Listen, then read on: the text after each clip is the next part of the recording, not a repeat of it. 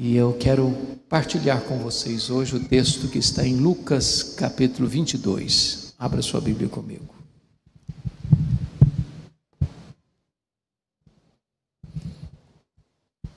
Lucas capítulo 22, nós vamos ler os versos 31 a 34. E depois os versos 54 a 62. Esse texto está tratando da história de Pedro. E no verso 31, Jesus está alertando Pedro logo depois do cenáculo. Simão, Simão, eis que Satanás vos reclamou para vos peneirar como trigo. Eu, porém, roguei por ti, para que a tua fé não desfaleça. Tu, pois, quando te converteres, fortalece os teus irmãos. Ele, porém, respondeu: Senhor, estou pronto a ir contigo, tanto para a prisão como para a morte. Mas Jesus lhe disse: Afirmo-te, Pedro, que hoje 3 vezes negarás que me conheces, antes que o galo cante. Verso 54. Então, prendendo-o, o levaram e o introduziram na casa do sumo sacerdote. Pedro seguia de longe. E quando acenderam fogo no meio do pátio e juntos se assentaram, Pedro tomou lugar entre eles.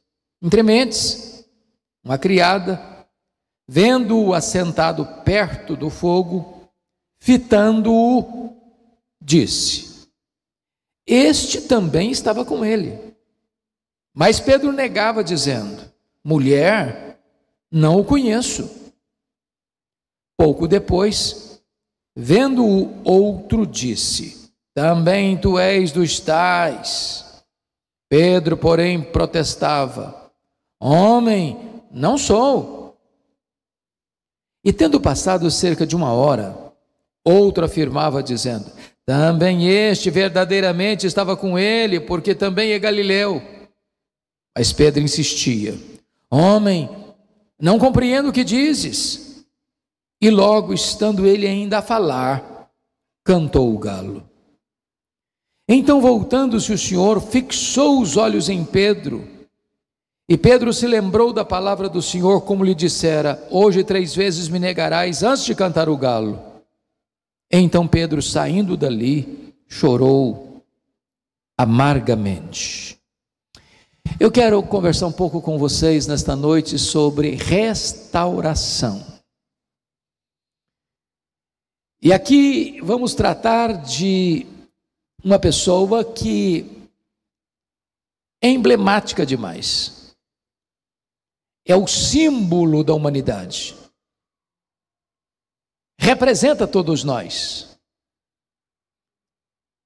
É um símbolo daquilo que nós somos no dia a dia, dos nossos avanços e recuos, das nossas escaladas e das nossas quedas, dos nossos momentos áureos de comunhão com Deus e deleite espiritual, e os momentos de cochilo, de falta de vigilância, de negação covarde e de quedas vergonhosas.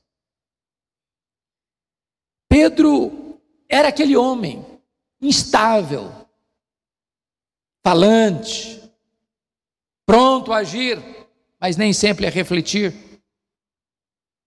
capaz de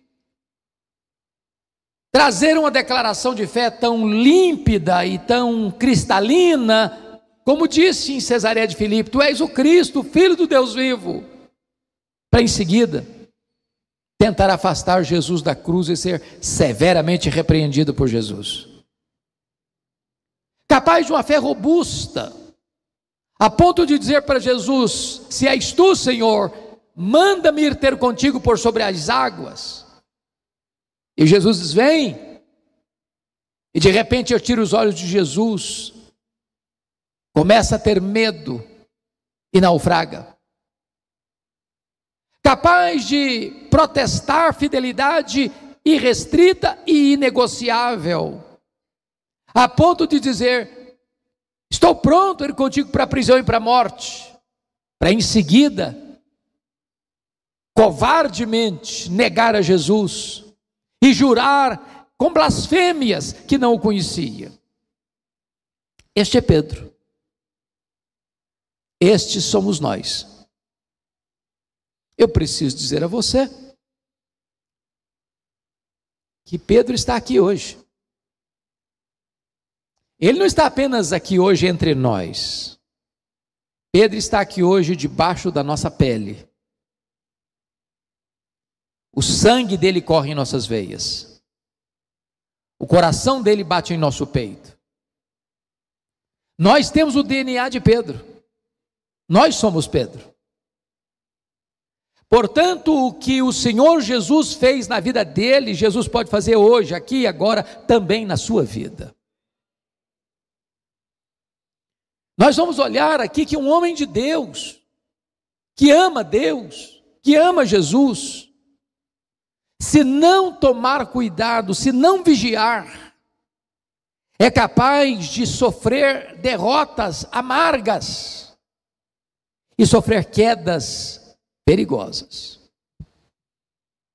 Preciso dizer para você que você nunca é tão fraco como quando você pensa que você é forte. Eu queria agora retratar isso na vida de Pedro, olhando 7 degraus da sua queda. Porque ninguém cai de forma desastrosa de uma hora para outra. Isso é um processo. Um abismo chama outro abismo. É uma concessão aqui, é uma concessão ali, é uma concessão acolá. Transige-se um pouquinho aqui, transige-se mais ali, transige-se plenamente acolá. Foi isso que aconteceu com Pedro. Então, vamos olhar quais foram esses degraus da queda de Pedro. Em primeiro lugar, a presunção autoconfiante.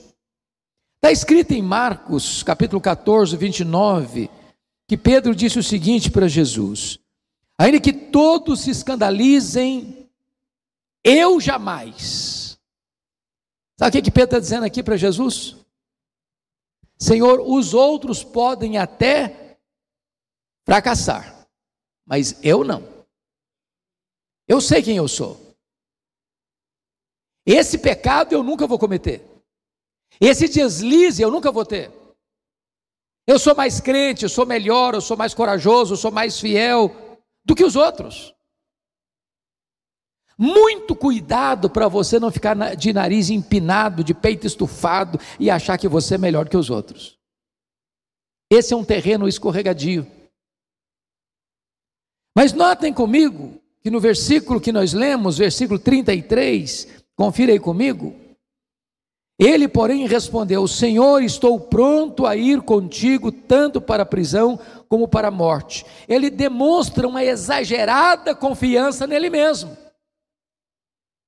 Ele está dizendo: eu estou pronto. A corda não rói do meu lado. Eu não vou fraquejar. Pode vir o que vier, a pressão do jeito que vier. Eu estou pronto. Se for preciso ser preso, eu vou ser preso. Se for preciso morrer, eu morro também. O problema de Pedro não era a fidelidade. O problema de Pedro era a confiança exagerada nele mesmo. E aqui está, meus irmãos, o primeiro degrau da queda. A Bíblia diz: quando eu sou fraco, aí é que eu sou forte. Quando eu sou forte, eu sou fraco. A Bíblia diz assim: aquele que pensa estar em pé, veja que não caia. Cuidado com a soberba, cuidado com o orgulho espiritual. Esse foi o primeiro degrau da queda de Pedro. Mas em segundo lugar, segundo degrau da queda de Pedro foi indolência. Olha aí comigo o versículo 45. Levantando-se da oração, foi ter com os discípulos e os achou dormindo de tristeza. Quando Jesus desce do cenáculo para o Getsêmani, que fica no sopé do Monte das Oliveiras, diz a Escritura que Jesus deixou 8 dos discípulos para trás, chamou Pedro, Tiago e João e abre o coração para eles e diz assim: a minha alma está profundamente triste até a morte. Ficai comigo, vigiai comigo. E diz a Escritura que Jesus dá um passo à frente, para o interior do jardim, e prostra com o rosto no chão. Ele, o Rei da Glória, o Criador do universo, está prostrado, em lágrimas, clamando aquele que poderia libertá-lo da morte. E Jesus chora e ora, e diz: Pai, se possível, passe de mim este cálice sem que eu o beba. E depois de ter molhado o chão com as suas lágrimas, Jesus se volta para Pedro, Tiago e João, e diz a Bíblia que eles estão dormindo. O Pedro que protestara a fidelidade irrestrita está dormindo. O Pedro que diz que estava pronto para a prisão e para a morte está dormindo. E Jesus não acorda os três, não, Jesus acorda Pedro. Pedro, nem uma hora pudeste vigiar comigo? Vigiai e orai para que não entreis em tentação. O espírito está pronto, mas a carne é fraca. Irmãos amados, quantas vezes nas horas mais decisivas da vida, nas batalhas mais renhidas da nossa história, nós dormimos a sonolência espiritual. Somos tomados de uma espécie de letargia espiritual, de um cansaço espiritual, e dormimos na refrega, na batalha. Mas, note comigo, que aquela foi uma hora tão dolorosa, porque a Escritura diz que Jesus passou por 3 períodos de oração. No segundo período, onde Jesus repete as mesmas palavras: se possível, passe de mim este cálice sem que eu beba, mas se não seja feita a tua vontade, vem um anjo do céu para consolar Jesus. E quando Jesus volta para Pedro e Tiago e João, eles estão dormindo de novo. No terceiro round de oração, diz a Escritura que Jesus não apenas chora, ele sangra. Talvez você pergunte: mas que cálice era esse que provocava tanta dor, tanto sofrimento, tanto horror no Senhor Jesus, a ponto dele ter medo de morte, angústia de morte, a ponto dele dizer: passa de mim este cálice? Será que era certeza de que ele seria preso? Abandonado pelos discípulos? Traído por Judas? Esbordoado no sinédrio? Espancado no pretório romano? Xingado por uma multidão sangue sedenta e tresloucada, dizendo: crucifica-o, crucifica-o, crucifica-o? Será que era a convicção de que ele sofreria cãibras, dores terríveis, suspenso entre a terra e os céus, naquele leito maldito? E a resposta é um sonoro não. Aquele cálice, meus amados irmãos, era a santa ira de Deus que devia cair sobre a sua, a minha, a nossa cabeça. Aquele cálice era a convicção de que ele, sendo santo, santo, santo, seria feito pecado por nós. Era a certeza de que ele, sendo bendito e amado do Pai, seria feito maldição por nós. Era a convicção de que o Pai o desampararia daquela cruz, porque ele estaria carregando sobre o seu próprio corpo no madeiro todos os nossos pecados, e o próprio Pai lançou sobre ele as nossas iniquidades, e agradou ao Pai moê-lo naquela cruz. Mas Pedro está dormindo, sem compreender o nível da batalha espiritual que estava sendo travada naquele jardim. Terceiro degrau da queda, amados irmãos, foi a precipitação e a valentia carnal. Confira comigo o versículo 50. Um deles feriu o servo do sumo sacerdote, cortou-lhe a orelha direita. Esse um deles aqui é Pedro. Depois que Jesus termina o período da terceira round de oração, não tem mais angústia em Jesus. Agora ele está pronto para enfrentar o inimigo. E ele vai então para Pedro, Tiago e João e dá uma balançada neles. Ainda dormis e repousais? Acordai, vamos-nos, o inimigo se aproxima.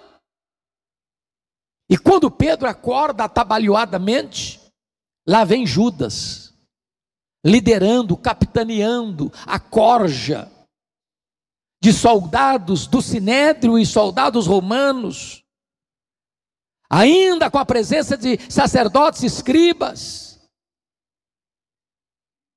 com armas, porretes, paus, espada, lanternas.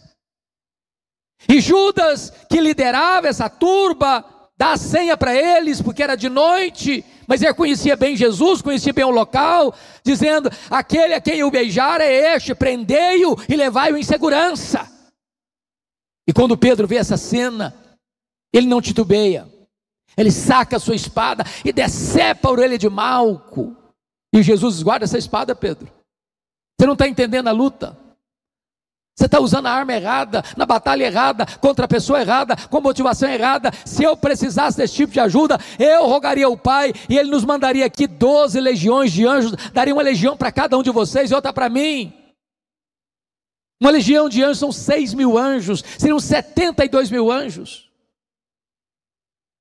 Amados irmãos, quantas vezes a gente cai, porque a gente luta com armas carnais, em batalhas eminentemente espirituais. A nossa luta não é contra carne e sangue, a nossa luta é contra principados e potestades, a nossa luta é contra poderes deste mundo tenebroso, contra forças espirituais do mal. Seu problema não é o seu vizinho, não é o seu parente, o seu problema é um problema espiritual. Não use armas carnais numa guerra espiritual. Mas em quarto lugar, quarto degrau da queda de Pedro, irmãos, confira aí comigo, por favor, versículo 54. É escrito o seguinte: então prendendo-o, o levaram e o introduziram na casa do sumo sacerdote. Pedro seguia de longe. Preste atenção nisso. É de abismo em abismo, é de queda em queda, é de fracasso em fracasso. Pedro jamais podia imaginar que ele não teria peito, coragem, para dizer: não, eu fiz uma promessa para Jesus. Se ele fosse para a prisão, eu iria com ele. Se ele fosse condenado à morte, eu iria com ele para a morte. Então, se vão prender Jesus, me prenda também. Onde ele for, eu vou também. Ele se acovardou. Ele fugiu. E Jesus foi categórico com os que vieram prendê-lo. Eu estava todo dia lá no templo, falando publicamente: por que vocês não botaram a mão em mim? Vocês só estão me prendendo agora porque esta é a vossa hora, esta é a hora das trevas. Quando prendem Jesus e vão levando Jesus aos empurrões para a casa do sumo sacerdote, Pedro se acovarda, Pedro não tem coragem, Pedro se afasta, Pedro começa a seguir Jesus de longe. Ele não quer perder Jesus de vista, mas ele não tem coragem para dizer: eu sou discípulo dele e eu estou do lado dele. Quantas pessoas, irmãos, estão seguindo Jesus de longe? Estão na igreja, mas o coração está lá fora. Estão na igreja, mas estão intimidadas, acovardadas. Estão na igreja, mas são talvez agentes secretos do reino. Não tem coragem de dizer que é de Jesus numa sala de aula, numa empresa, na vizinhança, na parentela, seguindo Jesus de longe. Mas em quinto lugar, o quinto degrau, está aí no versículo 55, confira comigo. E quando acenderam fogo no meio do pátio e juntos se assentaram, Pedro tomou lugar entre eles. Preste atenção. Se você andar longe de Jesus, você vai andar perto dos que zombam de Jesus. Quanto mais longe de Jesus, mais perto você estará daqueles que escarnecem de Jesus. Más companhias. Pedro quebra aqui um princípio que ele conhecia bem. Feliz, bem-aventurado é o homem que não anda no conselho dos ímpios, não se detém no caminho dos pecadores, nem se assenta na roda dos escarnecedores. Note que quando eles acendem o fogo lá no pátio, Pedro vai lá, se instalar confortavelmente perto deles, que blasfemavam, que zombavam, que faziam um motejo e escárnio de Jesus. Ele está lá no meio, escutando os impropérios, calado, emudecido, acovardado. Quantos crentes, irmãos, que estão acovardados na roda dos escarnecedores, completamente emudecidos, sem ter coragem de levantar a voz, dizer: eu que sou de Jesus, eu sei os riscos que eu posso correr, mas eu sou de Jesus. Misturou-se com gente que estava blasfemando do nome de Cristo. Mas em sexto e último lugar, sexto e penúltimo lugar, confira o versículo 57 comigo. Mas Pedro negava, dizendo: mulher, não o conheço. É a negação explícita de Jesus, é o quarto degrau da queda de Pedro. É o sexto degrau da queda de Pedro. Talvez você pudesse ir comigo um pouquinho lá para Mateus 26, porque é Mateus que trata dessas três negações num grau ascendente. É o que melhor descreve esta cena, é o evangelista Mateus. Então vá comigo para lá, Mateus 26, a partir do verso 69. Veja aí a sequência dos fatos. Ora, estava Pedro sentado fora do pátio, fora no pátio. E aproximando-se uma criada, lhe disse: também tu estavas com Jesus o Galileu. Veja que essa criada está passando lá no pátio. Pedrão está esquentando o fogo lá, o fogo está esquentando a ele. E de repente passa a criada, talvez servindo as pessoas que estão por ali. Olha para ele, reconhece-o e diz assim: também tu estavas com Jesus, o Galileu. Verso 70, ele porém o negou diante de todos. Então não foi negação de vozinha fraca não, ele falou para todo mundo escutar. Negou diante de todos, dizendo: não sei o que dizes. Deu uma de desentendido. Agora olha o verso 71, e saindo para o alpendre, já fugiu daquele ambiente, percebeu que ali não estava legal para ele, correu para outro lugar, para o alpendre. Ele foi visto por outra criada, a qual disse aos que ali estavam. Agora não é com Pedro, não, está comentando com as pessoas aqui, ó. Olha o que ela disse: este também estava com Jesus o Nazareno. Pedro escutou a conversa, e ele responde assim, diz o texto, verso 72, ele negou outra vez com juramento: não conheço tal homem. Sabe o que ele está dizendo? Eu juro que eu não conheço esse homem. Eu comprometo a minha honra que eu não conheço esse homem. Eu empenho a minha palavra que eu não conheço esse homem. Agora não é só negação, é juramento. Mas veja comigo o verso 73. Logo depois, aproximando-se os que ali estavam, disseram a Pedro: verdadeiramente és também um dos deles, porque o teu modo de falar o denuncia. Pedro não conseguia ficar calado nem nessa circunstância, e o sotaque de Galileu era um sotaque nortista, muito pesado e muito característico, e eles disseram: olha, esse sotaque seu é inconfundível, você é dos dele mesmo, você é Galileu mesmo. E diz o versículo 74, que Pedro respondeu assim, e começando ele a praguejar e a jurar, disse: eu não conheço esse homem. Ele começa a falar palavrão, ele começa a xingar, ele começa a blasfemar, ele começa a falar impropérios. Você podia imaginar um fato desse? Algumas horas antes, Pedro jamais podia pensar que ia chegar a esse ponto. A Bíblia diz que Deus conhece a nossa estrutura e sabe que nós somos. Cuidado com a vaidade, cuidado com a soberba, cuidado com a arrogância.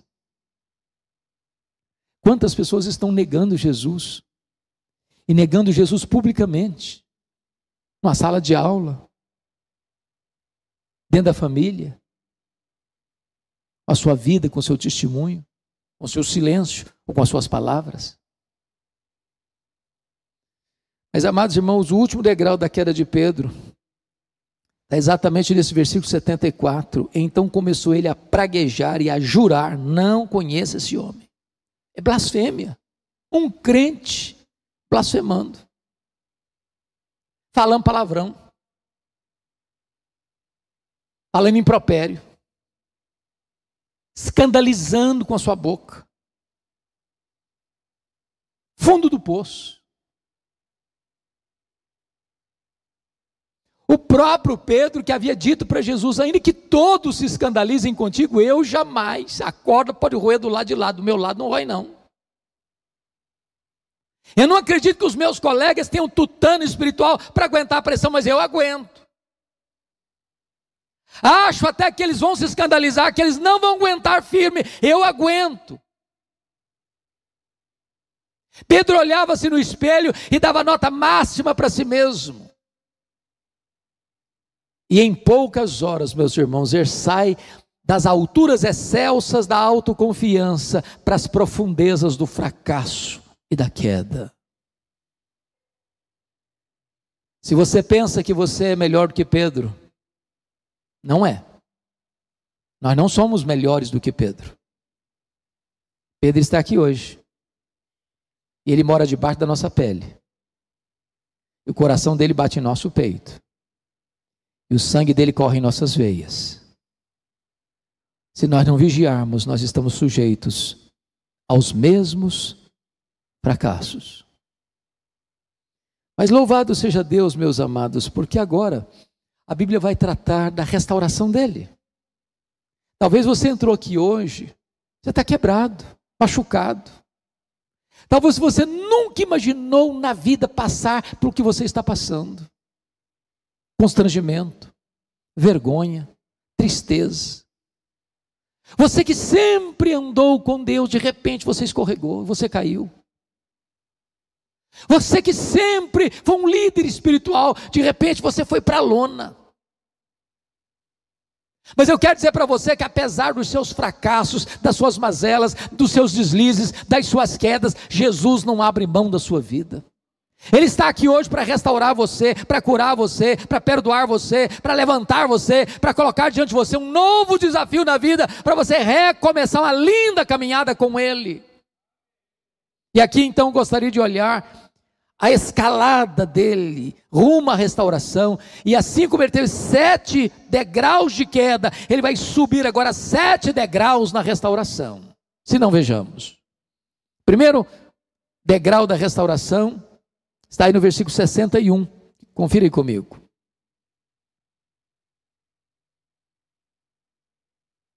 Lucas 22, 61.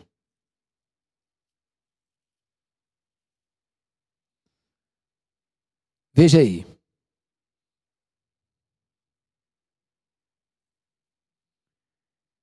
Então, voltando-se os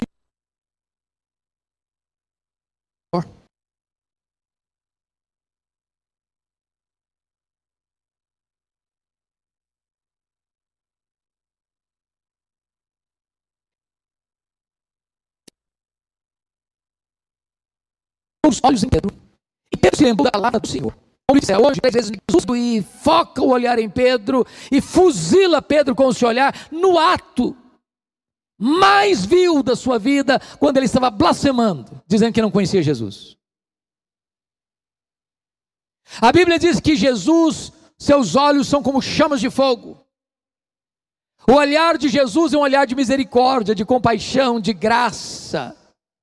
E ele consegue entrar e penetrar nos corredores mais escuros da nossa alma. Ele consegue abrir as gavetas secretas do nosso coração. Ele consegue entrar lá nas coisas mais íntimas e escondidas da nossa vida. Aquilo que nós jeitosamente escondemos para que as pessoas não vejam. O olhar dele chega, o olhar dele devassa, o olhar dele penetra. E o olhar de Jesus está sobre a sua vida nesta noite. Não para condenar você, não para fuzilar você com juízo, mas para dar graça, para oferecer misericórdia, para oferecer perdão. É por isso que diz a Bíblia que quando Jesus olha para Pedro, Pedro se lembrou da palavra do Senhor. E sempre que você se lembra da palavra do Senhor, a cura, a restauração, porque a lei de Deus é perfeita e ela restaura a alma. A lei de Deus é pura e ela ilumina os olhos. Louvado seja Deus! É o maravilhoso olhar de Jesus que pode nos restaurar nesta noite. Mas em segundo lugar, irmãos amados, vejam vocês, Lucas 22, 62, o segundo degrau da restauração de Pedro. Então Pedro, saindo dali, chorou amargamente. Preste atenção nisso. Caindo em si, diz Marcos 14, 72, caindo em si, desatou a chorar. Então tem 3 coisas aqui que eu quero destacar. Primeiro, caindo em si. Esse aqui não é o choro do remorso, esse é o choro do arrependimento. Porque antes dele chorar, ele caiu em si. E cair em si significa na Bíblia reconhecer o erro, admitir que errou. Há muitas pessoas que choram, não o choro do arrependimento, choram porque foram flagrados, choram porque têm medo da consequência do seu ato, mas Pedro está chorando aqui de arrependimento por aquilo que fez. A segunda coisa é o tipo de choro, chorou amargamente. Essa palavra na língua grega traz a ideia de água podre, como se Pedro soltasse, tirasse de dentro dele, daquele poço lodacento do seu coração, toda a tristeza, toda a dor.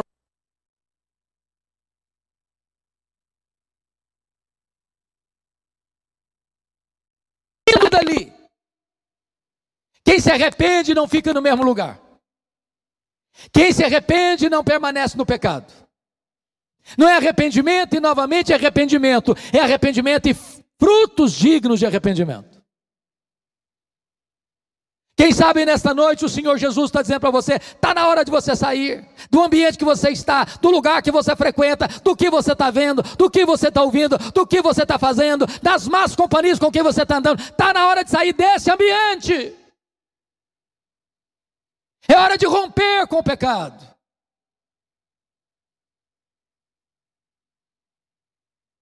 Mas em terceiro lugar, irmãos, confira comigo, por favor, Lucas 24, versos 11 e 12. É o terceiro degrau da restauração dele.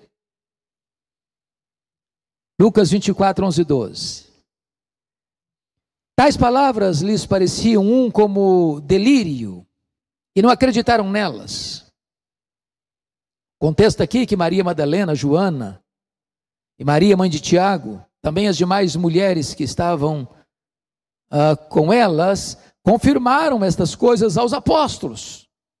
Vocês se lembram que as mulheres da Galileia, lá em Lucas 8, Maria Madalena, Joana, Susana e muitas outras que bancaram financeiramente o ministério de Jesus, quando Jesus disse que ele era necessário subir para Jerusalém para ser entregue nas mãos dos principais sacerdotes e escribas, essas mulheres subiram com ele, sabendo que ele morreria. Quando Jesus foi crucificado, só tinha João, apóstolo, lá em cima, essas mulheres estavam lá. Quando Jesus foi sepultado, não consta nem que João fosse no sepultamento de Jesus, mas essas mulheres estavam lá, vendo onde e como ele havia sido sepultado. No domingo de manhã não eram os discípulos, eram essas mulheres que foram ao sepulcro para levar perfumes, para embalsamar o corpo de Jesus, e elas chegam, a pedra está rolada, e elas olham e o túmulo está aberto, e elas entram, o túmulo está vazio, e elas saem, e um anjo fala com elas, o que vocês vieram fazer aqui? Buscar entre os mortos aquele que está vivo? Ele não está mais aqui não, ele ressuscitou. E agora essas mulheres vão lá no meio dos apóstolos, eles estão com medo, trancados com medo dos judeus, e elas dizem, olha, Jesus ressuscitou, ele apareceu para Maria Madalena, ele está vivo, o que ele prometeu se cumpriu, ele disse que iria para a cruz, mas ressuscitaria no terceiro dia, ele ressuscitou. E quando Pedro escuta isso, diz o texto, que ele sai correndo, ele vai junto com João, e ele entra no túmulo, e ele vê os lençóis, e Jesus já havia ressuscitado, os lençóis eram uma prova de que ele tinha saído do túmulo. Isso impacta a vida dele. Diz a Bíblia que voltou para casa maravilhado. Eu quero dizer para você que Jesus ressuscitou, ele venceu a morte, ele venceu o diabo, ele triunfou sobre os principados e potestades, e ele está aqui hoje, e ele está entre nós, e ele passeia entre nós, e ele sonda nós, e ele corrige a nós, e ele exorta a nós, e ele está pronto para restaurar-nos nesta noite. Se ele está vivo, há esperança para você. Mas, em quarto lugar, olhe comigo, por favor, quarto degrau da restauração de Pedro, está lá em Marcos 16, versículo 7.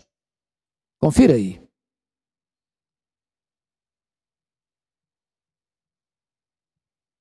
Talvez pudéssemos ler o verso 6 junto com o 7. Ele, porém, lhes disse, não vos atemorizeis, é o anjo falando para elas, Buscais a Jesus o Nazareno, que foi crucificado. Ele ressuscitou. Não está mais aqui. Vede o lugar onde o tinham posto. Mas ide, dizei a seus discípulos e a Pedro, que ele vai adiante de vós para a Galiléia. Lá o vereis, como ele vos disse. Ô meus irmãos amados, vamos entender isso aqui. Se o anjo tivesse dito assim para as mulheres, ide dizer aos seus discípulos, que ele vai adiante de vós para a Galiléia, lá o vereis, Pedro estava incluído. É óbvio, ele era discípulo. Como estava incluído Mateus, Tomé, Tiago, João. Por que a menção especial de Pedro? É que Jesus sabia que a essas alturas o Pedro não estava se sentindo um discípulo mais. Pedro havia negado seu nome. Pedro, Petros, fragmento de pedra, ele era pó. Pedro tinha negado o seu apostolado, Pedro tinha negado a sua fé, Pedro tinha negado o seu Senhor, Pedro tinha desistido desse caminhar com Jesus, mas Jesus não desistiu de Pedro. Talvez você já pensou em jogar a toalha, talvez você já pensou em largar o caminho de Deus, talvez você já pensou em retroceder, talvez você pensou em abandonar tudo. Eu quero dizer para você que Jesus não abre mão da sua vida, apesar dos seus fracassos, das suas mazelas. Jesus não desiste de você. Agora notem comigo, por gentileza, que esse fato acontece em Jerusalém e Jesus quer encontrar com eles, e Pedro em especial, lá na Galiléia. De Jerusalém à Galiléia, o mar da Galiléia, são 123 quilômetros em linha reta. Como não tem estrada em linha reta, especialmente na Palestina, estamos falando aí de uns 150 quilômetros. A pé. Eu imagino que Pedro, na medida que caminha para lá, a sua consciência arde, fisgada na alma. Talvez ele começasse a pensar, bom, quando Jesus se encontrar comigo, ele vai me quebrar todo, ele vai me arrebentar pelo meio, ele vai dizer que eu sou um fracasso, que eu sou um covarde. E diz a Escritura que quando Pedro chega lá, Jesus não está lá. Ele é um líder. E ele diz assim, eu vou pescar. Porque ele é líder, ele influencia, os outros disseram, então nós vamos contigo. E quando ele diz eu vou pescar, ele está dizendo o seguinte, fim de linha para mim, acabou. Não tem mais esperança. Eu vou voltar para o passado. Eu não tenho mais futuro. E diz a Bíblia que naquela noite eles não pegaram nenhuma piaba. As redes vazias. O dia está amanhecendo e eles estão com a alma empapuçada de dor e com as redes vazias de peixes.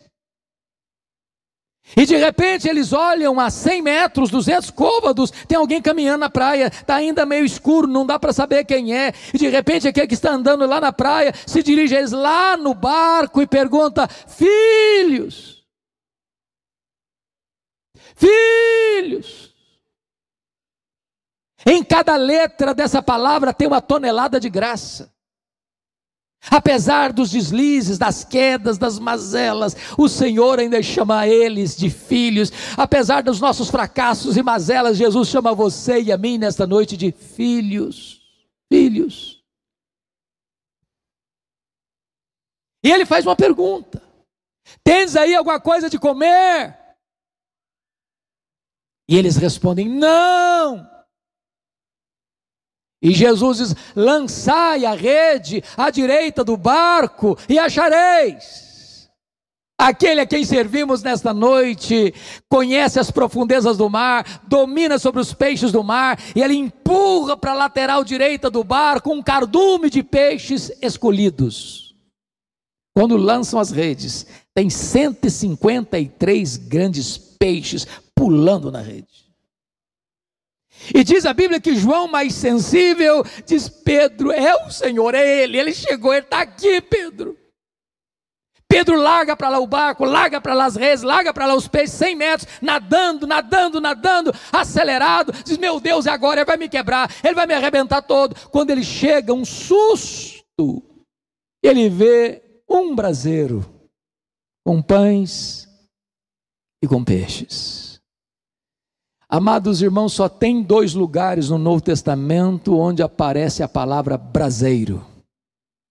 Foi onde Pedro negou Jesus e onde Pedro foi restaurado por Jesus. Jesus estava reconstituindo a cena da queda para curar a psique de Pedro, para curar as emoções de Pedro, para limpar as reminiscências da mente de Pedro. É como se Jesus estivesse dizendo: Pedro, sabe por que eu botei essa fogueira aqui, meu filho? Para lembrar a você que a minha graça é maior que o seu pecado. Na mesma geografia que você caiu, eu vou levantar você. Na mesma geografia que você me negou, você vai ter a chance de me confessar. Na mesma geografia que você pensou em desistir, eu vou começar uma nova história na sua vida. Se hoje você caiu, se hoje você beijou o chão, se hoje você pensou em desistir, se hoje você está se sentindo quebrado aqui nesse lugar, saiba que Jesus está aqui para restaurar a sua alma, para perdoar os seus pecados e para lhe dar a chance de recomeçar uma nova caminhada com Ele.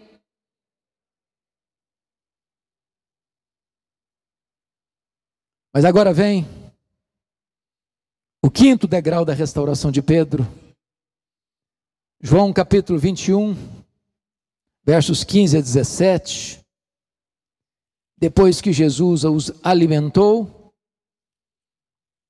Jesus chega para Pedro, no verso 15, e pergunta: Simão, filho de João, tu me amas mais do que estes outros? Por que Jesus fez essa pergunta? Por que não bastaria Pedro amar a Jesus igual aos outros? Por que deveria ele amar mais do que os outros? Por que Jesus está fazendo essa pergunta para ele? Porque Jesus não quer uma cura rasa e nem superficial.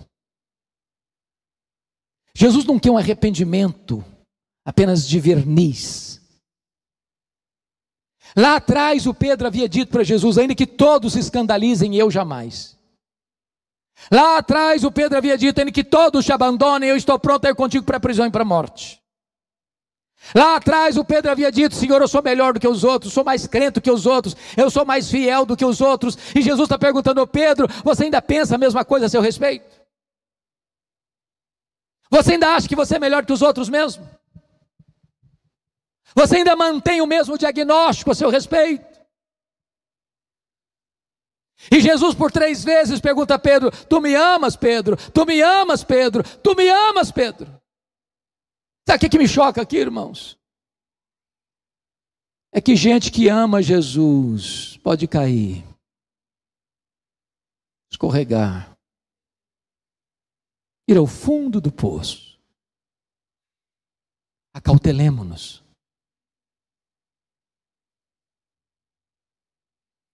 Mas me permita dizer isso a você. Se você ama Jesus, tem esperança para você. Se você ama para Jesus, se você ama Jesus, Ele está convidando você para vir para os seus braços e recomeçar um novo tempo, uma nova caminhada.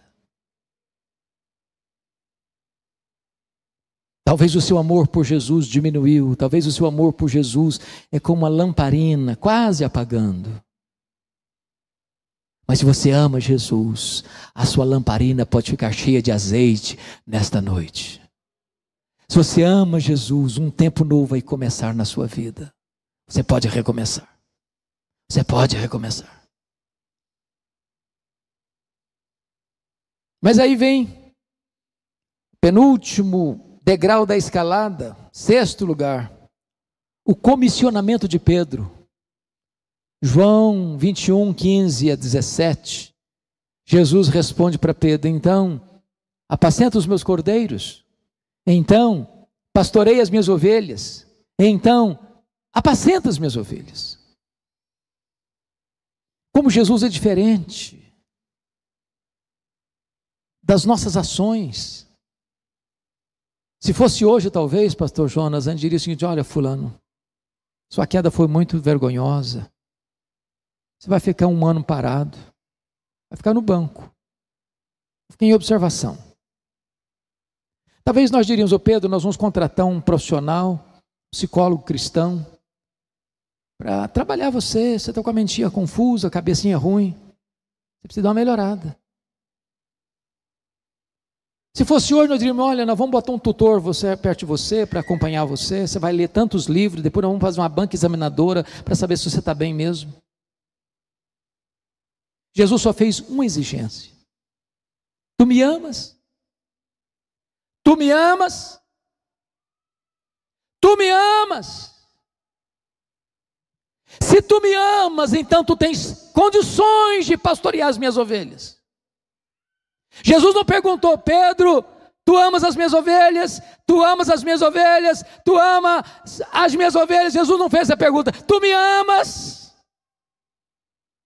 Porque quem ama o pastor das ovelhas, ama as ovelhas do pastor. Se você ama Jesus, você é qualificado a cuidar das ovelhas de Jesus.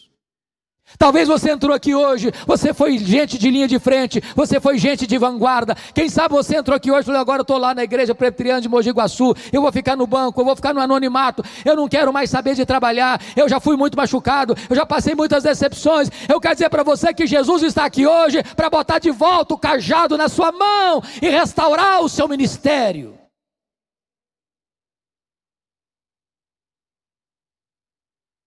Mas em último lugar, sétimo e último lugar, abra sua Bíblia comigo em Atos dos Apóstolos, capítulo 2, verso 4. O enchimento do Espírito Santo. Todos ficaram cheios do Espírito Santo e passaram a falar em outras línguas, segundo o Espírito lhes concedia que falassem.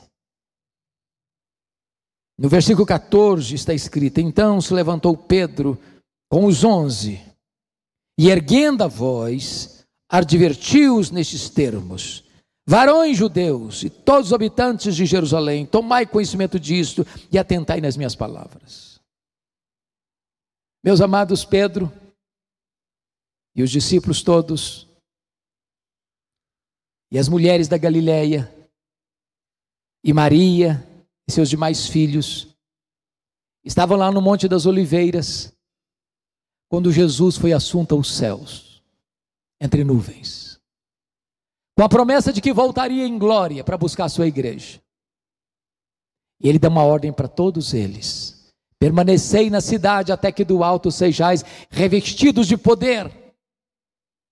É a promessa do Pai: não muito depois desses dias sereis batizados com o Espírito Santo. E os discípulos perguntaram: mas vai ser nesse tempo que o Senhor vai restaurar o reino a Israel? Jesus respondeu: não vos compete saber nem tempos nem épocas que o Pai reservou para a sua exclusiva autoridade, mas recebereis poder ao descer sobre vós o Espírito Santo, e sereis minhas testemunhas, tanto em Jerusalém como em toda a Judeia e Samaria e até os confins da terra. E eles retornaram para o cenáculo. E diz a Bíblia que ali todos perseveraram unânimes em oração, 10 dias, orando, aguardando a promessa do Pai. E era um domingo, 9 horas da manhã, todos assentados, quando de repente veio um vento impetuoso e entrou naquela sala, e de repente línguas como de fogo veio e pousou uma sobre cada um deles. E todos começaram a falar em outras línguas as grandezas de Deus, de tal maneira que todos entendiam o que estava sendo falado nas mais diversas línguas e idiomas em Jerusalém. E a multidão se reúne, se ajunta, cética, perguntando o que quer isso dizer. Outros olharam com preconceito e disseram: não, são galileus. Outros olharam com zombaria e disseram: não, estão bêbados. E Pedro se levantou, cheio do Espírito Santo, e disse: não, nós não estamos bêbados, não. O que está acontecendo aqui é o cumprimento da promessa de Deus, escrita em Joel: e haverá naqueles últimos dias que eu derramarei do meu Espírito sobre toda a carne. Vossos velhos sonharão, vossos jovens terão visões, e até sobre os servos e servos eu derramarei meu Espírito naqueles dias.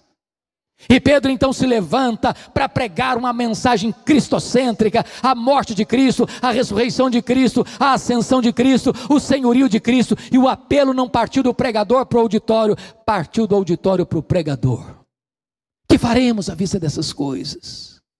E Pedro respondeu: arrependei-vos E cada um de vós seja batizado em nome do Senhor Jesus para a remissão dos vossos pecados. E esta promessa não é apenas para vós, é também para os vossos filhos, para aqueles que ainda estão longe, para quantos o Senhor nosso Deus chamar. E naquele dia quase 3.000 pessoas foram convertidas a Cristo, batizadas e integradas na igreja.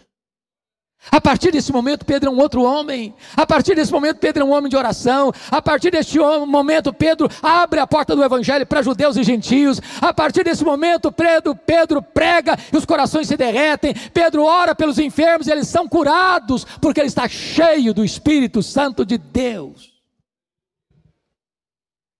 Talvez você que pensou em desistir, Jesus trouxe você aqui hoje para encher você do seu espírito, para você se levantar e ser uma bênção, para você demonstrar para o mundo inteiro que o nosso Deus é o Deus de toda graça, Ele é rico em perdoar e tem prazer na misericórdia.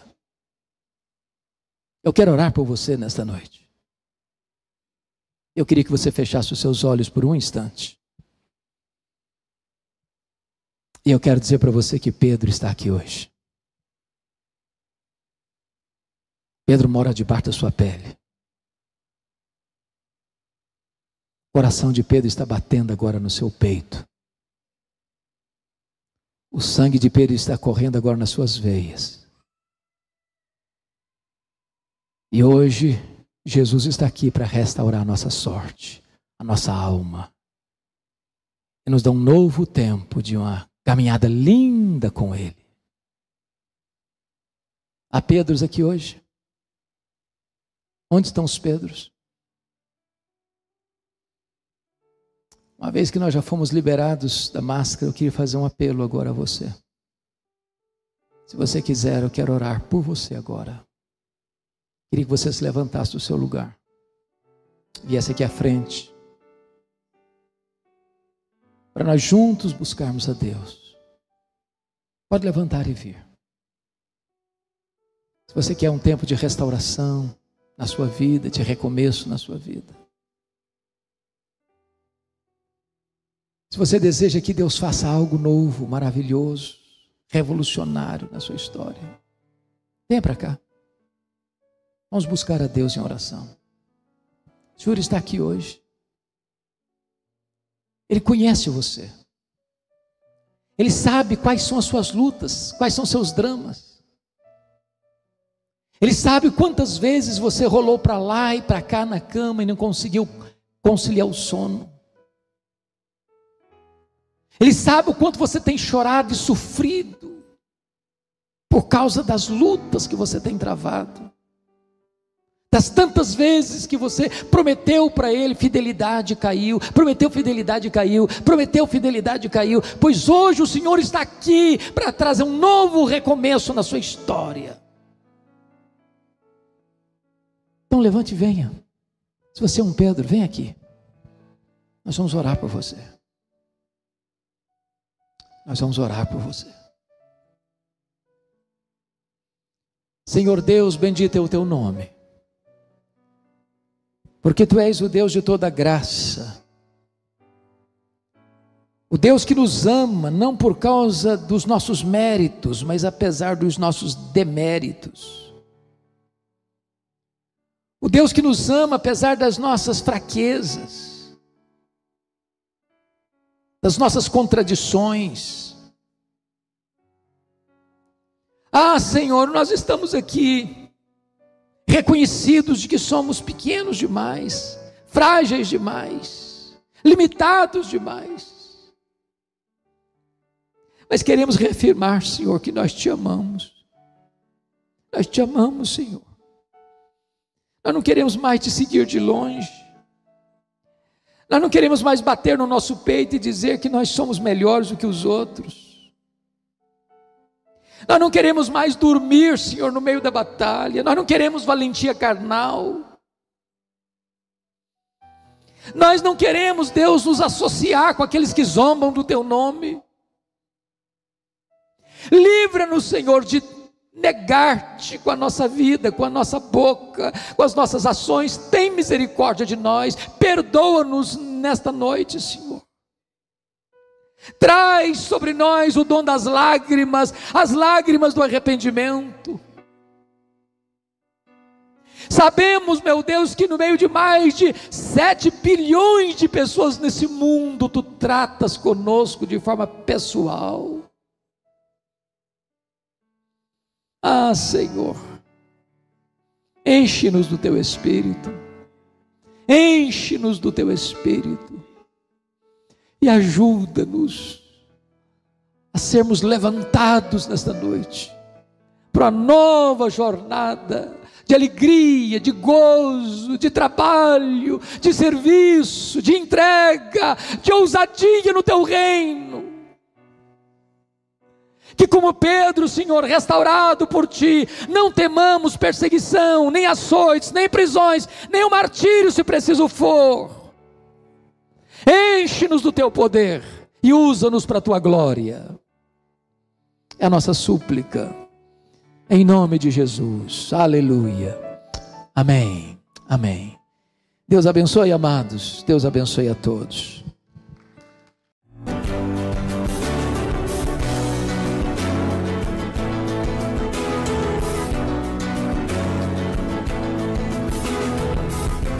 Palavra da Verdade, com Hernandes Dias Lopes.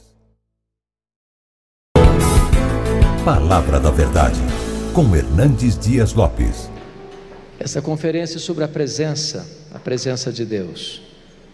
E eu quero ler com você o texto de Apocalipse, capítulo 1, versículos 5 a 18. Abra sua Bíblia comigo.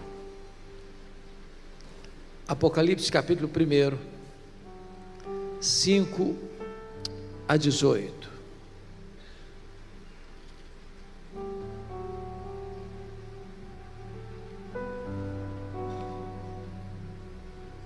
Lido o texto, por favor, não feche a sua Bíblia. Eu preciso que você acompanhe comigo a exposição do texto. Eu estou seguindo a versão revista e atualizada, e nessa versão está escrito o seguinte: e da parte de Jesus Cristo, a fiel testemunha, o primogênito dos mortos e o soberano dos reis da terra, àquele que nos ama e pelo seu sangue nos libertou dos nossos pecados, e nos constituiu reino, sacerdotes para o seu Deus e Pai, a Ele a glória e o domínio pelos séculos dos séculos, amém. Eis que vem com as nuvens, e todo o olho verá, até quantos o traspassaram, e todas as tribos da terra se lamentarão sobre ele, certamente, amém. Eu sou o Alfa e o Ômega, diz o Senhor Deus, aquele que é e que era e que há de vir, o Todo-Poderoso. Eu, João, irmão vosso e companheiro na tribulação, no reino e na perseverança, em Jesus achei-me na ilha chamada Patmos por causa da palavra de Deus e do testemunho de Jesus. Achei-me espírito no dia do Senhor, e ouvi por detrás de mim grande voz como de trombeta dizendo: o que vês, escreve em livro e manda às 7 igrejas: Éfeso, Esmirna, Pérgamo, Tiatira, Sardes, Filadélfia e Laodiceia. Voltei-me para ver quem falava comigo, e voltado vi 7 candeeiros de ouro, e no meio dos candeeiros um semelhante a filho de homem, com vestes talares, e cingido à altura do peito com uma cinta de ouro. A sua cabeça e cabelos eram brancos como a alva lã, como neve, os olhos como chamas de fogo, os pés semelhante ao bronze polido, como que refinado na fornalha, a voz como voz de muitas águas. Tinha na mão direita 7 estrelas, e da boca saía-lhe uma afiada espada de 2 gumes. O seu rosto brilhava como o sol na sua força. Quando o vi, caí a seus pés como morto. Porém ele pôs sobre mim a mão direita, dizendo: não temas, eu sou o primeiro e o último, e aquele que vive. Estive morto, mas eis que estou vivo pelos séculos dos séculos, e tenho as chaves da morte e do inferno. Amém.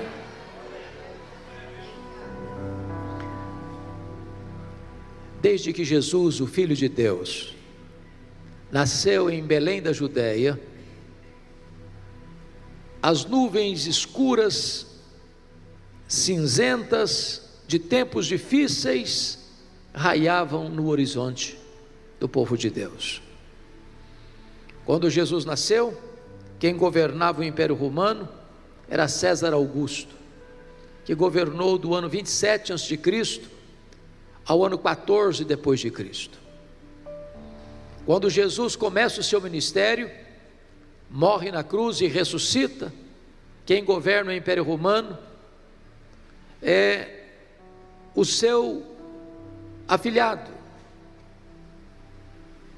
aquele que poderíamos chamar de filho adotivo, Tibério César, que governa do ano 14 ao ano 37, que é sucedido por um dos homens mais cruéis da história, chamado Calígula, que governa do ano 37 ao ano 41, que é sucedido por Cláudio, aqui já mencionado no culto, que governou do ano 41 ao ano 54, período que houve uma grande fome no mundo.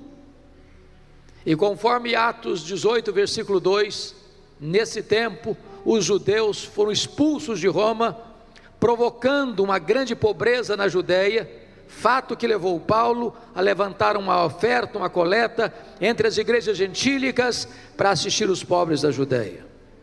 Cláudio foi sucedido por Nero, um homem perverso, que mandou matar sua própria mãe, que governa de 54 a 68, quando Roma, a capital do império, é incendiada, no dia 17 de julho do ano 64. Ele é sucedido por Vespasiano, que governa de 69 a 79. Esse é o imperador que vai construir o Coliseu Romano, e numa festa de inauguração de 100 dias, cerca de 10 mil crentes são mortos com requinte de crueldade. Nesse mesmo período, no ano 70, quando o Coliseu Romano é inaugurado, Tito Flávio tomava Jerusalém, destruía Jerusalém, arrasava o templo de Jerusalém e promovia a maior diáspora dos judeus de todos os tempos, desde o ano 70 até 14 de maio de 1948. É sucedido por Tito Flávio, que governa de 79 a 81, o homem que destruíra Jerusalém. Mas agora, de 81 a 96, assume o governo de Roma Domiciano, chamado de segundo Nero, ou Nero redivivo, pela maneira tão truculenta como ele perseguiu a igreja de Deus. É este imperador que deporta o apóstolo João, então pastor em Éfeso, Ásia Menor, para uma colônia penal, para uma ilha vulcânica do mar Egeu, conhecida como a ilha de Pátimos. Vale destacar que a essas alturas, todos os apóstolos de Jesus já estavam mortos, e mortos pelo viés do martírio. João era o último representante do colégio apostólico.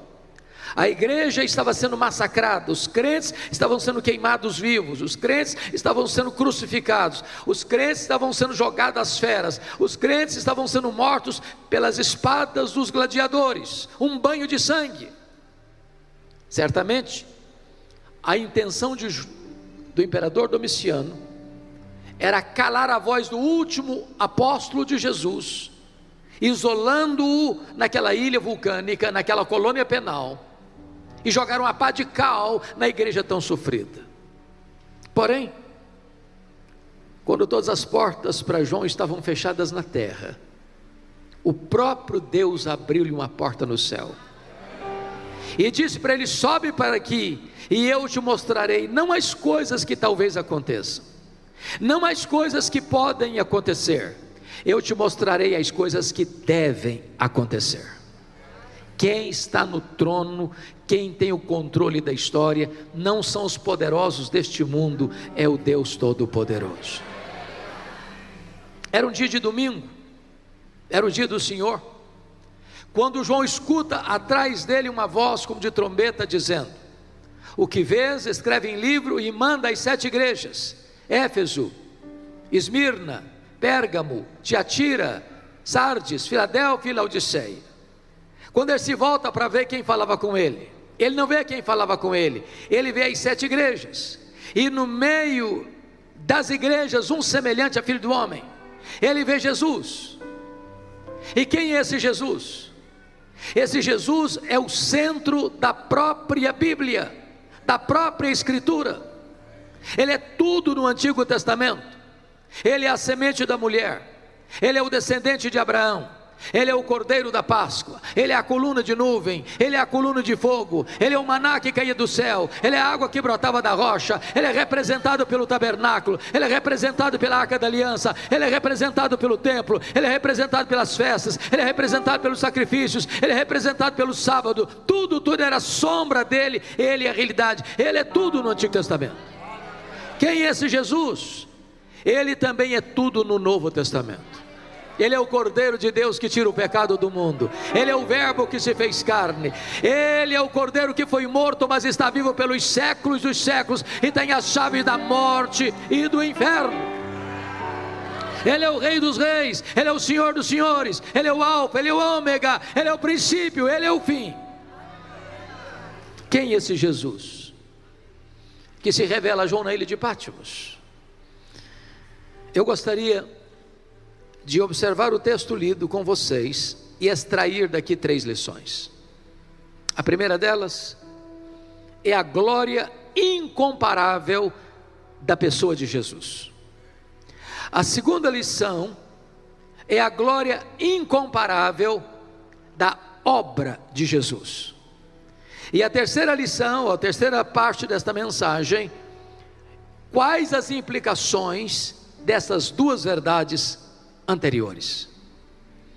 Então vejamos quem é esse Jesus que João vê. Em primeiro lugar, confira comigo o versículo 13. E vi no meio dos candeeiros um semelhante a Filho de Homem, com vestes talares cingidos à altura do peito, com a cinta de ouro. A primeira coisa que ele nota é que este Jesus é onipresente. Ele está em Éfeso, ele está em Esmirna, ele está em Pérgamo, ele está em Tiatira, ele está em Sardes, ele está em Filadélfia, ele está em Laodiceia ao mesmo tempo. Ele está aqui no templo da Lagoinha de Campinas nesta noite. Ele está no Japão, ele está na Coreia, ele está nos Estados Unidos, ele está no Canadá, ele está na África, ele está na Ásia, ele está na Europa, ele está na América, ele está na América do Sul, ele está na América Central, ele está na Oceania, ele está em toda parte ao mesmo tempo. Ele é onisciente. Eu não tenho dúvidas de que esta reunião é tão relevante. Não é porque nós estamos num lugar agradável. Essa reunião é tão importante, não é porque temos músicos de qualidades excelentes. Essa reunião é tão agradável, não é porque temos pessoas tão simpáticas e carinhosas. Essa reunião é tão importante porque Jesus está aqui nesta noite. É a presença dEle, e é na presença dEle que nós encontramos razão para estarmos reunidos nesta noite. Segundo lugar, quem é esse Jesus? Versículo 14 diz: a sua cabeça e cabelos eram brancos como a alva lã, como neve. Isso significa que Ele é eterno. Isso é um símbolo. Ele existe antes da criação do mundo. Ele é Deus Pai, Ele é Deus Filho, Ele é Deus Espírito Santo, antes que o universo fosse criado. Ele não precisou criar o universo para ser Deus, já o era antes da criação. Ele não deriva a glória da criação para ser Deus, porque já era Deus glorioso e completo em si mesmo antes do universo ser criado, muito embora o universo é um palco da glória de Deus. Ele não foi criado, Ele é o Criador. Ele não passou a existir, Ele é o Pai da eternidade. Terceiro lugar, versículo 14 diz: os olhos são como chamas de fogo. Isso fala que Ele é onisciente. Ele tudo vê e a todos sonda. Na medida que Ele vai caminhando entre as igrejas, Ele vai repetindo o mesmo estribilho: eu conheço, eu conheço, eu conheço, eu conheço, eu conheço, eu conheço, eu conheço. Ele conhece as nossas obras, Ele conhece as nossas angústias, Ele conhece o lugar onde nós habitamos, Ele conhece o seu nome, Ele conhece a sua história, Ele conhece as suas dores, Ele conhece as suas lágrimas, Ele conhece os seus gemidos, Ele conhece os seus traumas, Ele conhece os seus recalques, Ele conhece as suas lágrimas, Ele conhece os gemidos abafados da sua alma, Ele sabe tudo a seu respeito, e apesar disso Ele ama você. Quarto lugar, o versículo de número 15 diz que os seus pés são semelhantes ao bronze polido, como refinado numa fornalha. Essa figura retrata que Ele é onipotente, ninguém pode detê-lo, ninguém pode ameaçá-lo, ninguém pode intimidá-lo, ninguém pode derrotá-lo, ninguém pode diminuí-lo. Os homens tentam com empáfia atacar Jesus, zombar de Jesus, escarnecer de Jesus, mas Ele está no trono. Ele lá de cima ri ao ver a tolice dos homens. É Ele quem dá vida, é Ele quem tira a vida, é Ele quem exalta, é Ele quem rebaixa, é Ele quem coloca no trono, é Ele quem faz descer do trono. Ele é Deus. Eu não sei se vocês perceberam, este ano as festividades do carnaval, na sua vasta maioria, adotou como tema fazer uma apologia do diabo. E em muitos lugares o nome de Jesus foi escarnecido, zombado. E muita gente tolamente pensa que Jesus pode ser derrotado ou diminuído, ou que vai ficar colocado contra a parede. Impossível. O nosso Deus é o Todo-Poderoso Deus. Nada nem ninguém pode detê-lo, nada nem ninguém pode derrotá-lo. Ele está no trono, Ele reina, Ele governa, Ele venceu para abrir os 7 selos do livro. Ele quem vai conduzir a história à sua consumação final, e no final é a vitória retumbante de Cristo e da sua igreja. Ele é onipotente.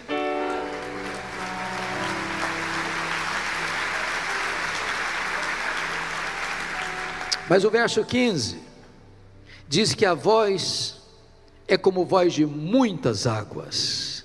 Sabe o que significa isso? Ele é irresistível. Ele deu uma ordem e o universo surgiu. Do nada, Ele tudo fez pela palavra do seu poder. Ele dá uma ordem e o sol para. Ele dá uma ordem e cada estrela aparece pela chamada do nome. Ele dá uma ordem e o vento cessa. Ele dá uma ordem e o mar se acalma. Ele dá uma ordem e a doença tem que acabar. Ele dá uma ordem e os demônios têm que bater em retirada. Ele dá uma ordem e os anjos saem para obedecê-lo. A sua voz é poderosa, a sua voz despede chama de fogo, a sua voz faz tremer o deserto, a sua voz despedaça os cedros do Líbano, e a sua voz está ecoando aqui nesta noite. Mas notem comigo o versículo 16. Tinha na mão direita 7 estrelas, e da boca saía-lhe uma afiada espada de 2 gumes. Sabe o que significa isso? Ele é vitorioso. O que eu acho curioso é que na batalha final, que de forma emblemática a Bíblia chama Batalha do Armagedon, alguns pensam que o que vai ter lá vai ser uma conflagração de exércitos poderosos, de armas em punho, com canhões, com fuzis, com tanques de guerra, com armas atômicas, com bombas nucleares, com armas químicas. A única arma que será acionada é a espada que sai da boca do Senhor Jesus. A Bíblia diz que Ele vai matar o anticristo com o sopro da sua boca, no poder da sua parousia. E Ele vem em glória, e Ele vem em majestade, e diz a Bíblia que Ele vai colocar todos os seus inimigos debaixo dos seus pés. Ninguém pode resisti-lo. É o poder da sua palavra. Mas notem comigo, o versículo de número 16, que diz que o seu rosto brilhava como o sol na sua força. Ele é glorioso. O Cristo que João vê agora, não é aquele Cristo suando sangue do Getsemane. O Cristo que João vê agora, não é aquele Cristo cuspido e esbordoado do sinédrio judaico. O Cristo que João vê agora, não é aquele Cristo vilipendiado e espancado do pretório romano. O Cristo que João vê agora, não é o Cristo que caminha trôpego e zangue pelas ruas apinhadas de Jerusalém, sob os apupos e vaias de uma multidão ensandecida. O Cristo que João vê agora, não é aquele Cristo preso no lenho maldito. O Cristo que João vê agora, é o Cristo vencedor, é o Cristo vitorioso, é o Cristo glorioso, cujo rosto brilha como o sol na sua força. É na presença desse Cristo que nós adoramos nesta noite. Ele está aqui, Ele é a razão da nossa vida.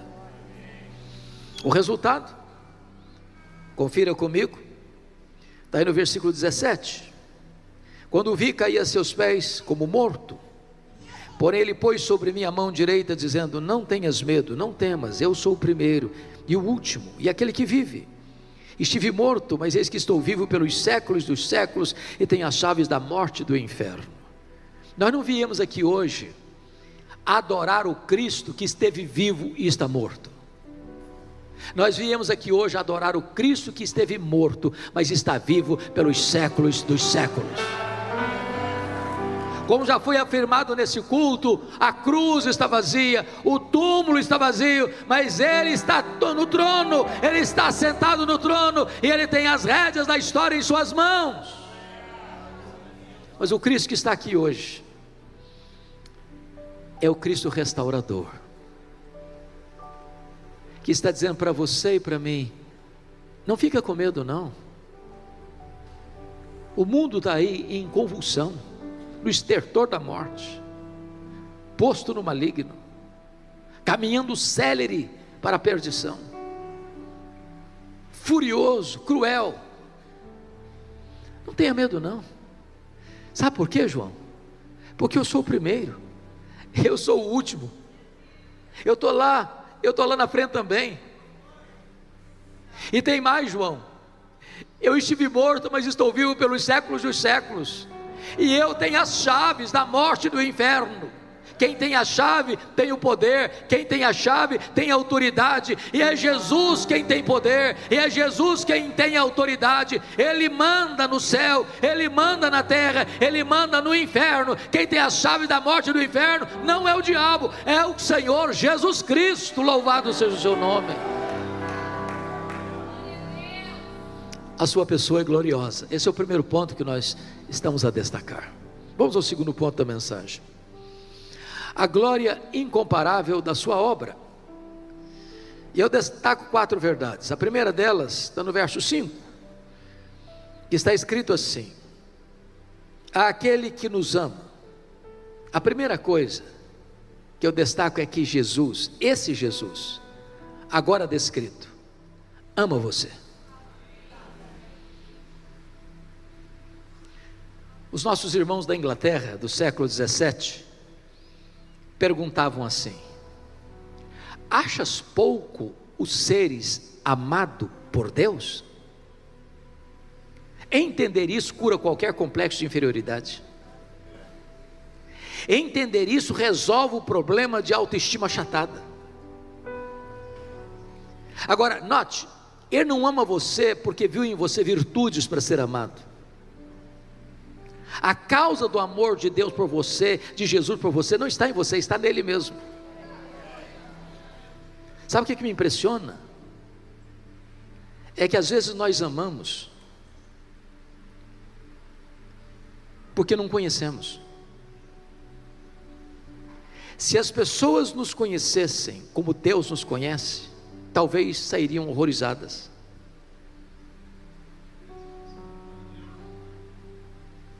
Às vezes as pessoas amam não quem nós somos, mas quem nós aparentamos ser. Mas apesar de nos amar, nos conhecer mais do que nós nos conhecemos, Ele nos ama. Ele nos ama, diz a palavra de Deus, e nos amou quando nós éramos fracos, ímpios, pecadores e inimigos. Ele não nos ama por causa dos nossos méritos, mas apesar dos nossos deméritos. Ele não nos ama por causa das nossas virtudes, mas apesar dos nossos pecados. Ele nos ama com amor eterno e nos atrai para Ele com cordas de amor. Ele nos ama com amor perseverante. Ele nos ama com amor sacrificial. Ele não escreveu nas nuvens em letras de fogo: eu te amo. Ele esculpiu na cruz do Calvário: eu te amo. A segunda obra está aí no versículo 5 ainda. Está escrito: e pelo seu sangue nos libertou dos nossos pecados. Primeiro, Ele ama você. Segundo, Ele morreu por você.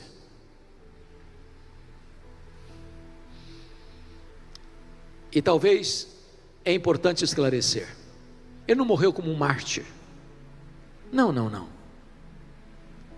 Ele não morreu naquela cruz porque sucumbiu ao poder de Roma. Ele não morreu naquela cruz porque foi vítima de uma trama do Sinédrio. Ele não morreu naquela cruz porque covardemente Pilatos o sentenciou à morte. Ele não morreu naquela cruz porque Judas Iscariotes, por ganância, o traiu. Ele não morreu naquela cruz porque covardemente Pedro negou. Ele não morreu naquela cruz porque os soldados cruelmente o pregaram naquele lenho. Ele morreu naquela cruz porque o Pai o entregou por amor. Ele morreu naquela cruz porque voluntariamente deu a si mesmo por você. A Bíblia diz que Ele não levou em conta a ignomínia, a vergonha da cruz, pela alegria que Ele estava proposta, a alegria de morrer por você e de dar a você a vida eterna. Agora notem, já foi dito aqui, nós somos pecadores. Não há justo nenhum sequer. Nós não podemos resolver o nosso próprio problema. Nós não podemos limpar a nós mesmos. Nós não podemos mudar o nosso coração. Nós não podemos nos libertar dos nossos pecados. Mas Jesus morreu para que com o seu sangue você fosse liberto dos seus pecados. Jesus está aqui nesta noite e Ele é poderoso para quebrar as algemas invisíveis que prendem você do pecado, do vício, dos maus hábitos, das mazelas da sua vida. Hoje Jesus está aqui para tornar você verdadeiramente livre. Terceira obra, confira comigo o versículo 6.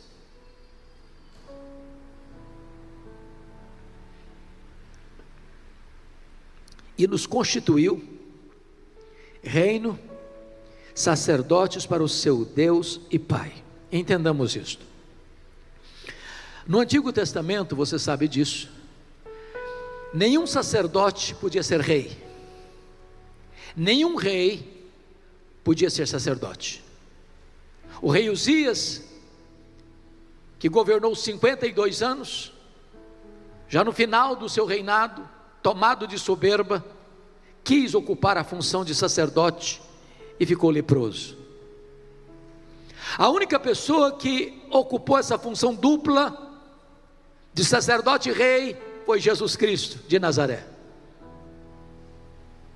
E agora, morrendo por nós, o véu do templo sendo rasgado de alto a baixo, você e eu fomos constituídos por Ele como reis e como sacerdotes. Você não precisa de intermediário para chegar a Deus. Você pode falar com Ele em qualquer lugar, a qualquer hora, sob qualquer circunstância.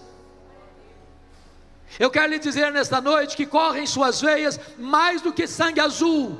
Você é filho do Rei dos Reis, do Senhor dos Senhores. Você é sacerdote, você é rei, você é filho do Altíssimo. Mas em último lugar, quarto lugar, primeiro, Ele ama você.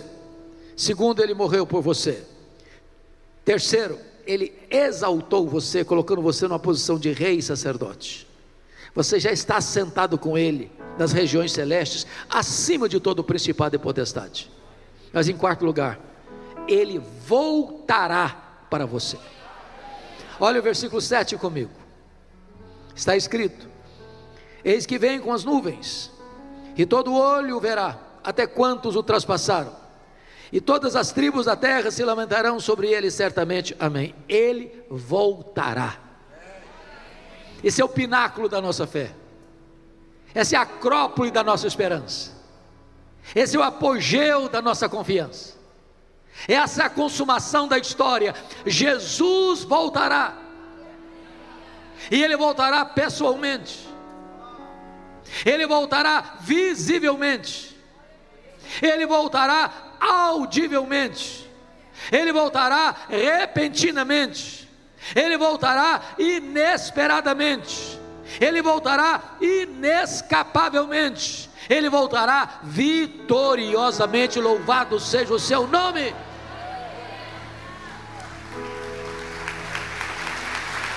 Ele ama você, Ele morreu por você, Ele exaltou você, e Ele voltará para você. Bom, agora vamos ao terceiro e último ponto da mensagem. Quais são as implicações dessas duas verdades aqui enfatizadas? Primeira implicação: em virtude disso você não precisa ter medo da vida. Tem muita gente com medo da vida, tem muita gente flertando com a morte, tem muita gente pensando em suicídio, tem muita gente saltando nos braços da morte, tem muita gente com medo de enfrentar a vida, porque a providência é carrancuda, porque a circunstância é difícil. Eu fico imaginando o cenário de João. Os seus irmãos estão sendo crucificados, os seus irmãos estão sendo queimados vivos, os seus irmãos estão sendo jogados às feras, os crentes estão sendo perseguidos por todo lado. O próprio João, na velhice, é banido para uma colônia penal. O cenário é cinzento, a circunstância é medonha. Talvez você olhe para o Brasil e você não vê saída, e você não vê perspectiva, e você não tem esperança de mudança. O mecanismo é pesado, o esquema é doloroso, o futuro parece sombrio. Mas quando João olha para essa cena, foi Domiciano quem o mandou para aquela colônia penal. Mas quando ele olha com os olhos da fé, ele faz uma outra declaração, no capítulo 1, versículo 9, ele está nessa ilha por causa da palavra de Deus e do testemunho do Senhor Jesus. Aquilo que os homens planejaram ser o seu fim, foi o começo da esperança para a igreja de Deus. Quando as portas se fecharam para ele na terra, Deus abriu-lhe uma porta no céu. Eu quero dizer para você que não importa o que virá amanhã, não importa que partido político vai governar, não importa quem vai estar no controle das rédeas políticas da nação, ou do poder judiciário, ou do poder legislativo, ou das conjunturas econômicas dessa nação, o nosso Deus continua no trono, e Ele quem vai governar a sua vida. Segundo lugar, segunda implicação: você não precisa ter medo da morte. Jesus disse para João na ilha de Patmos: não temas, eu sou o primeiro, eu sou o último. Eis que eu estive morto, mas eu estou vivo pelos séculos dos séculos. Eu quero dizer para você que a morte agora não é mais aquele rei dos terrores, porque Jesus arrancou aquele leão da morte. Se a morte até então era o rei dos terrores, Jesus é o rei dos reis.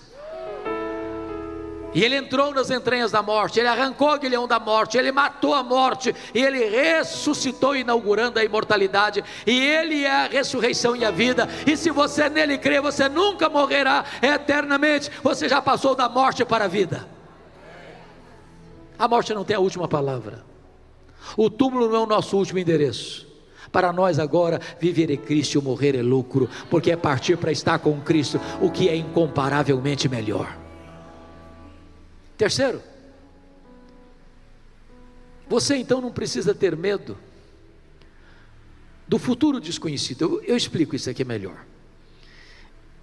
Todos nós crentes no Senhor Jesus Cristo temos garantido o nosso futuro final. Sabemos que Jesus voltará, que os mortos vão ressuscitar,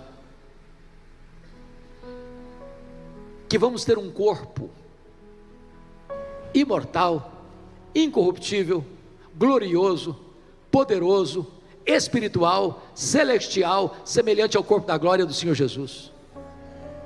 Sabemos que vamos desfrutar da bem-aventurança eterna, isso está garantido, está seguro. Mas nem eu nem você sabemos o que vai nos acontecer amanhã. Nós não enxergamos no escuro, nós não enxergamos na curva, nós não podemos garantir se no próximo culto que esta igreja vai celebrar, se todas as pessoas que estão neste auditório vão estar vivas. Eu não sei se estarei vivo amanhã, nem você também.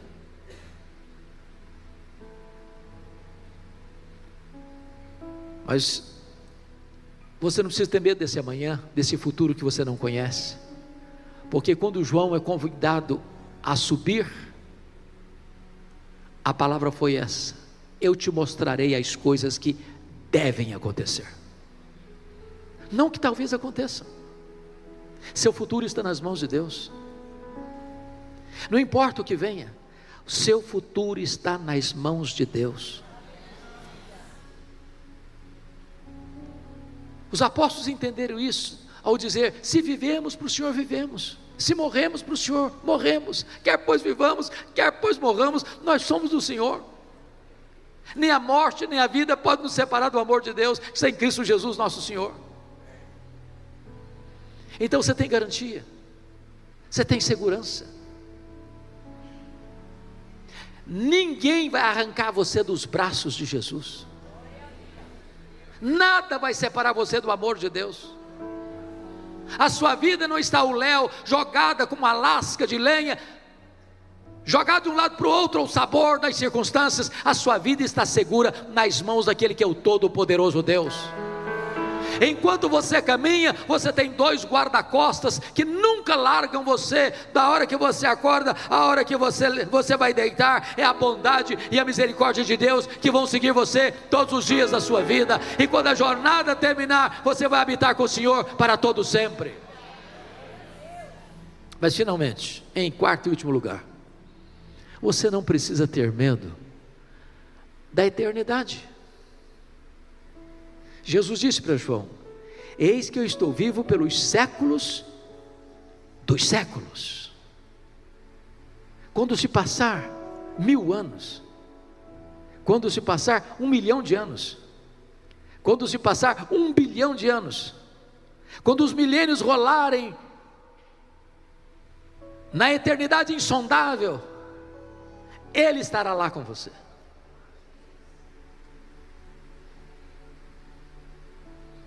E Ele será o seu prazer, a sua alegria, a sua herança.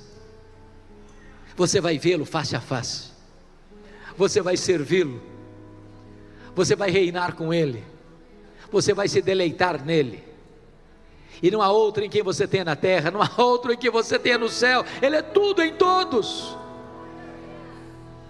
Você não precisa ter medo, porque lá na eternidade insondável, Ele estará lá com você, e você habitará com Ele, reinará com Ele. Diz o texto, que quando João vê Jesus, nesta glória, ele cai como morto aos seus pés. Sempre que alguém viu a glória manifesta de Deus, ficou profundamente tocado, quebrantado.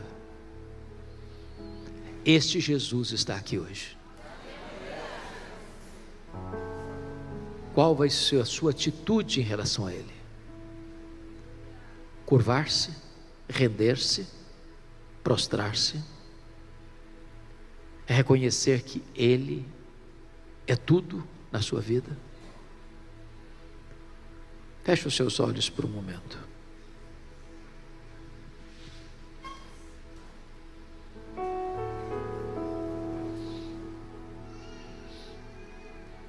Assim como Jesus estava andando no meio das 7 igrejas, sondando as igrejas, exortando as igrejas, consolando as igrejas, restaurando as igrejas, fazendo promessas às igrejas, Ele está andando aqui nesta igreja, nesta noite. Ele ama você. Ele morreu por você. Ele colocou você numa posição de destaque. Você é rei, você é sacerdote. Breve, muito breve, Ele voltará para você. A partir de agora você não precisa ter medo da vida, nem da morte, nem do desconhecido, nem da eternidade. Ele está aqui, poderoso para salvar, poderoso para libertar, poderoso para perdoar, poderoso para restaurar, poderoso para fazer tudo novo na sua história.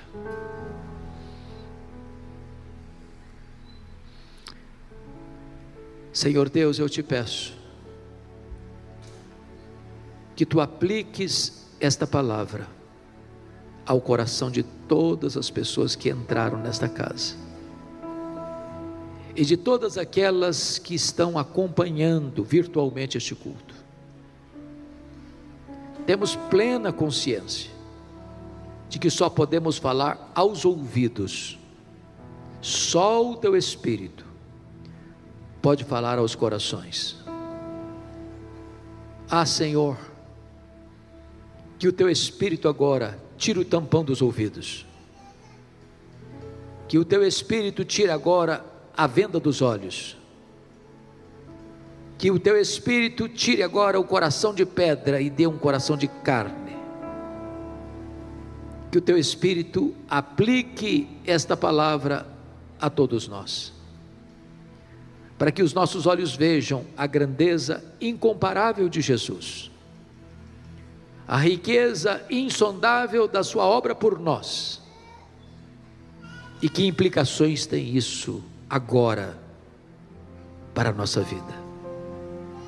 Glorifica o teu próprio nome nesta noite, exalta entre nós o teu santo servo Jesus, traz glória ao teu nome, salvação na terra e edificação para a tua igreja, em nome de Jesus, amém.